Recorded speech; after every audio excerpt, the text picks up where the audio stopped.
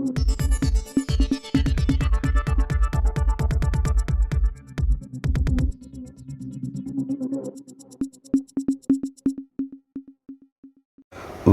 த crime ரிப்போர்ட்டருக்கு அன்புடன் வரவேற்கிறோம். மனைவியை மண்ணெண்ணெய் ஊற்றி கொலை செய்த வழக்கில் தேடப்பட்டு வந்த கணவனை போலீசார் கையும் களவுமாக கைது செய்தனர். கடந்த 2013 ஒரு பெண் தீ வைத்து கொலை செய்யப்பட்டார். தகராறில் கணவன் ராஜேந்திரன் என்பவர் மண்ணெண்ணெய் ஊற்றி தீ வைத்ததாக போலீஸ் விசாரணையில் தெரியவந்தது. பட்டுக்கோட்டை தாலுகா போலீசார் வழக்கு பதிவு செய்து விசாரணை செய்தனர். நீதிமன்றத்திலும் வழக்கு நடந்து வந்தது.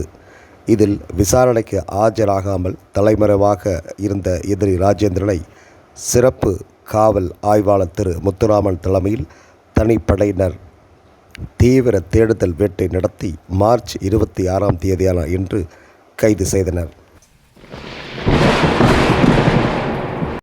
இதேபோல தஞ்சை மாவட்டம் அம்மாப்பேட்டை காவல் சரகத்தில் கோவிலூர் மயில் பண்ணை அருகே ராஜமோகன் என்பவர் கொலை செய்து தொடர்பாக கடந்த 2022 அவரது மனைவி இலக்கியா கொடுத்த புகாரில் விசாரணை நடைபெற்று வந்தது.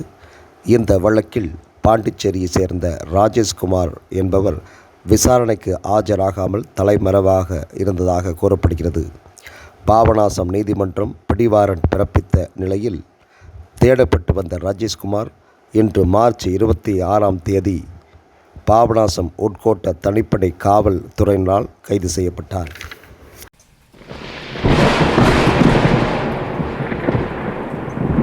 பேருந்து, கோவில் திருவிழா ஆகிய இடங்களில் திருட்டு சம்பவத்தில் ஈடுபட்டு வந்த 2 நபர்களை போலீசார் கைது செய்தனர். சிறப்பாக பணியாற்றிய திருவிடைமருதூர் உட்கோட்ட துணை காவல் கண்காணிப்பாளர், காவல் ஆய்வாளர், திருவிடைமருதூர் தனிப்பிரிவு காவலர்கள் என அனைவரையும் தஞ்சை மாவட்ட காவல் கண்காணிப்பாளர் பாராட்டு தெரிவித்தார். பேருந்து, கோயில் ஆகிய இடங்களில் நகை திருட்டு போனதாக பல புகார்கள் வந்த வண்ணம் இருந்தன. இதையடுத்து போலீசார் தீவிர விசாரணை மேற்கொண்டனர்.